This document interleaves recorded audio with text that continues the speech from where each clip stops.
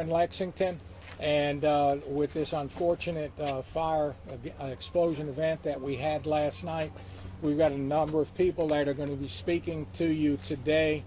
I just want to let you know that we have been contacted by local officials, state members of the state legislature, and also we've had a couple congressmen have also been in touch with us today. So with that, I'm going to turn it over to Shauna Funderburg. She is our city administrator. She's going to fill you in on some more details. Mayor, do you want your book? All right, I'm Shauna Funderburg. I'm the city administrator for the city of Lexington. We want to thank all of the agencies that responded last night and are still helping us with this, and probably will be for a while. Want to recognize the great efforts last night of our Lexington Fire and EMS Department, our Police Department, the State Highway Patrol, the Lafayette County Sheriff's Department, the City of Wellington, the cities of Porter Dover Protection District, Higginsville Fire and EMS, Fort Osage, Odessa, Ray County Ambulance, as well as the City of Mayview. We are continuing to work with our other larger businesses and organizations in the city, making sure that the school district, the hospital, and other large companies are involved, and they will know the safe protocols, as well as our citizens. Once the gas is turned back on, the way to make sure everything is safe once that happens. We did put a notice out last night on Facebook that making sure residents know that they need to check any items in their homes that have pilot lights for when the gas does come back on. And they are, we have requested that citizens reach out to Liberty Gas Company for any questions they may have, as they are the experts and the specialists on that. I will tell you, the family involved has asked that none of their names be released. So please respect that, and respect us in not being able to say that, and respecting their wishes. They have not been able to notify all of next of kin yet. The only known injuries or issues that we know of are the 3 individuals that were in the home that was taken down completely. Investigators are still working the scene. We don't know the timeline for how long investigators will be working the scene. We have, I know, state investigators there. I'm not sure if there's any federal investigators here yet, or if they will be involved. Multiple structures were involved. We don't know how many within the area, and we will be evaluating that for probably the coming days and maybe weeks, and working with those property owners. And we do have representatives here from our city fire, police departments, as well as United Fiber, as well as the subcontractor Cell and Reed Construction, and we've been told that someone from Liberty Gas is on the way. We will only be presenting facts that we know at this time. We will not answer questions that are speculative in nature. We only want to give out facts that we know at this time, and so yeah. Hello, I'm Captain Daniel King with the Lexington Fire Department.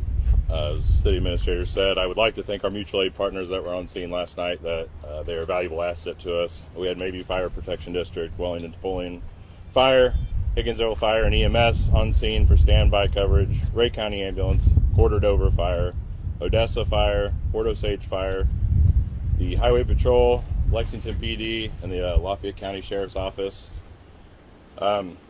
Brief statement from the fire department. We were on scene supporting the gas company in a repair of a line when an explosion happened. The cause of the explosion is currently under investigation by the State Fire Marshal's office. And that's all I know at this time.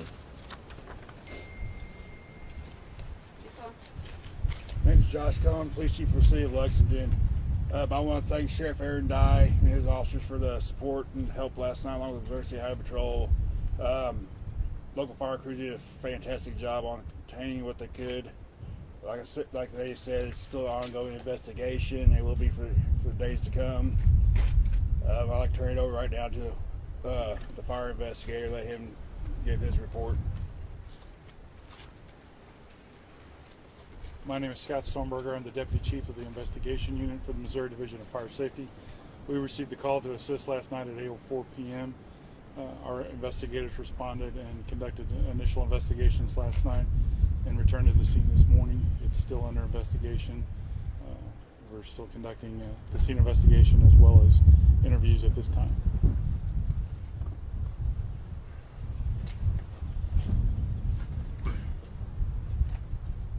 Good morning. I'm Darren Farnan with United Fiber. I would like to start by, offering our thoughts and prayers, obviously, for everyone involved with this. And we're here to support the city. We're here to support the investigation and to continue to, as we've all said, we're very early in this investigation, but we're here to support anything we can to help with that process. I'd like to introduce Steve Sellenrink. Sellenrink has been our prime contractor for a number of years, and so I will turn it over to him for more of the details on site. Hello, my name's Steve Sellenrink, CEO of Sellenrink Construction. I'd like to offer my condolences and prayers, our whole team would, to not only the family involved, all the other citizens that were involved in it, as well as the community of Lexington. We never want to see an incident like this happen, and we're working with the teams on the investigation. Our team is on site investigating with them and cooperating with all the local agencies. We'd also like to thank the local agencies for all the work they have done the last hours that this has been in place. Thank you.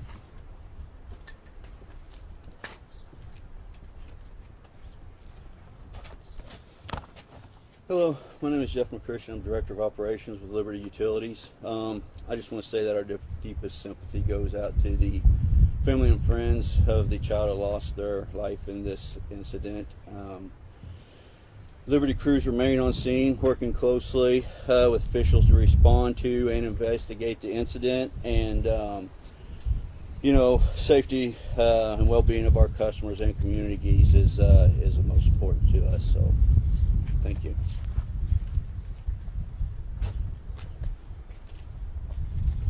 Okay, just at this time, we don't know at what point we'll have another news conference, but we will plan to do that as soon as we have more information for you all, and we will get that notification out to you all as soon as we can. Question for you, please. Thank you. Mr. King, first to you. Can you tell us the nature of the repair to this gas line that was happening at the time of this explosion?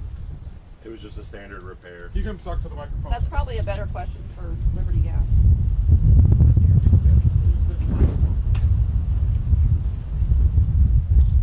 What was the nature of the repair of this gas line at the time of the explosion? So we were just called to investigate a outside leak call. When we arrived, we found that we had a damaged main. It's still under investigation. That's all I can speak to at this time. We should have some updates pretty soon, though. But that damaged main is the cause of this explosion? It's still under investigation. I just can't speak to that right now. You know if 811 had been called, had it been located, or? It had been locating. We're still doing some investigation. 811 had been called. We are doing some. It had been located. Like I said, we were still investigating the cause, the actual cause. I was going to ask you too, when the gas is turned back on, you all provide service to folks in town to maybe help make sure their pilot lights are turned back on? We do. We're working through that process right now. I can't really give you a time frame. Like I said, we'll update you, but yeah, once we get the repairs made, we'll restore gas. You'll see several Liberty Utility employees running around. You can ask them questions. They'll get that question to the right person. Right now we're shutting off all the meters so that when we restore gas, it stops at the meter. Then we'll send those crews back around and they'll come into your homes. They'll do a safety inspection and they'll relight all your appliances. What's the timetable on when gas is expected to return to the city? We don't know yet. That's what we're working on right now. Do you know how many meters you've had to shut off? We haven't shut. We're working on shutting them off right now, but it's approximately 1,900 meters. Mr. King, can you speak to the response from the fire department when this explosion happened? In the minutes, seconds, hours after this all took place last night? We were on scene supporting the mitigation of the gas leak. We had a hose line deployed and crew standing by for an incident when and if it occurred. So how fast did you get to the home where these three people were? As fast as we could. I mean, we were already on scene, and we had called in crews, and we have to wait for our mutual aid partners. We're not a big city department where we have multiple peoples and stations ready to go, so we have to wait for people to come from home, but we did have several of our fire department members on scene at that time. Were there any residents in the area aware of the gas leak at that time? I know there was like that 2-hour space in between. I wasn't there initially, so I don't want to speculate this time. I'd like the Liberty Gas representative to speak to what that notification process is. That'd be great. with the notification process? So when the gas line was hit and then that 2-hour window, were residents in the area aware there was a gas leak in the area? So still under investigation. We're reaching out to them now. We do know, that when we responded that there was a smell of gas in the air. So I can't really speak to what the customers yet. Do you know what your guys' process is for, is there a process in place for if a gas line is hit, kind of how y'all approach that situation? So there is no one specific process. Every scenario creates its own obstacles. So we just show up, our crews show up, they're highly trained, and then they just have to, investigate what's going on, and they call for additional support. To her question, if you have fire department personnel on the scene ready to respond if something happens, is there any sort of protocol with your company to maybe evacuate the area to avoid a situation that has happened? There is. We take multiple reads, subsurface reads of gas. We weren't getting any indications of gas. If we got that, we would start the evacuation process. Right after the gas line was hit, how fast did you guys turn off the gas? Or So, again, under investigation, I can't really give you the timelines right now. There's just a lot that goes into that. And you said you don't know how many structures. Do you have a rough number of how many? We've talked to people where windows are out at homes near adjacent houses. Is there a rough estimate, if you will, of how many other structures were affected by this, outside of just saying other structures were affected? We don't have an official count at this point. It could be as many as 20 or more. We don't know, and we don't want to speculate. So I know you can't. It obviously, out of respect for the family, give us their names. But what can you tell us? we've been asked by the family not to release any information regarding conditions or anything. So you guys won't even confirm that there was a child deceased. we've been asked by the family not to release anything, and we're going to respect that. So as soon as we have that information and that we have the blessing of the family to release the information, we will. But we have to honor that because they're still notifying next of kin. So. Can you confirm one or two fatalities? Because we're hearing multiple ones. I cannot. Well, I guess there's a little bit of a disconnect because the gentleman from the gas service just told us that he sends condolences to the family for their, I understand he loss. said that, but we spoke with the family this morning and they've asked us not to release any information at all. So if you guys could please respect that and respect the family, okay? You'll have the information as soon as we can release it to What's you. your message to this community during this time? They don't have gas. You're not answering many of our questions. There's a lot of uncertainty. What's the message to the people that live in your city? The message to the community is that we're doing everything we can to make sure that the gas is restored, hopefully as quickly as possible and safely with no other incident. The message is we had crews on scene and they worked all night to secure the area, and they provided excellent care to the people that were injured in the incident. Like I said, that was isolated. We're very lucky to say it was isolated. It is unfortunate that anyone was hurt, but it was isolated to that one home. So that's where we're at with that. So you just said someone was hurt. How many people were hurt? You said it. The people in the home. But like I said, we're not How many going. people? The people that live there. Okay. Like I Let me said. ask you a question, sir. What does this investigation look like going forward? Can you please step to the microphone? If you'll remember in the beginning, we spoke that we're not going to answer speculative questions. We're only going to provide the facts that we so know I'm at the asking, time. Where does this investigation go now? What does this look like from the Liberty Utilities perspective? Who's coming down here to address what happened last night and this gas line that's caused this explosion? Can you step over here to the mic? Yeah, I can't speak to that right now. It's still very early, and everyone involved is still investigating. So we don't want to give incorrect information because we don't know. So as soon as we have that information for you, we'll give it to you. I do want to mention that one of the neighbors that we spoke to did say that we, as the captain said, this is a small town, right? And you guys were doing everything you guys could. But do you feel like you're prepared for an event like this if it were to ever happen again? Do you guys feel like you guys were underprepared for something like this? I would say that any city of this size is always going to potentially need the help of other mutual aid partners, and that's exactly what happened. And that process and that protocol worked perfectly last night, so we're very happy about that. I would tell you any city would always be happy to have more fire and police, and we're always looking at ways to do that. And so we're looking at ways to bring the best services we can possible to our citizens. So. Any shelter services that people maybe next door had to go to, or do you guys provide anything like that? We don't have any confirmed that actually needed services. We did call in the Red Cross last night, and they were on scene talking with the residents and the neighbors and asking them if what services they need. We have not received a report yet back from the Red Cross of how many individuals use their services. I don't want to be, get stuck on this point, but an officer has spoken to us and confirmed the situation regarding deaths and injuries. I just don't understand why you can't confirm that for us here. The police department here has already done so. We're just trying to get the second-hand confirmation from you. It's been confirmed by an officer here, so can you just tell us? I will tell you they were not in an official capacity to be speaking to that, and so once we have official things, we will let you know. And once again, the family's wishes trump anything anyone would have said on scene last night. It's a chaotic situation. A lot of things can be said that aren't. Anyway, so. Last question for me is, when is the last presser and where could we find that? The last what? I'm sorry. Or when is the next presser and where can we find that? We will be.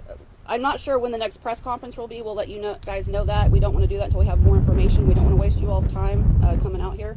But once we know more information, we'll let you all know when that press conference is going to be. The city will be putting out later today an official press release regarding what we know at that time. So be on the lookout for that. And we'll also be posting updates as we can, things that we can legally release on Facebook.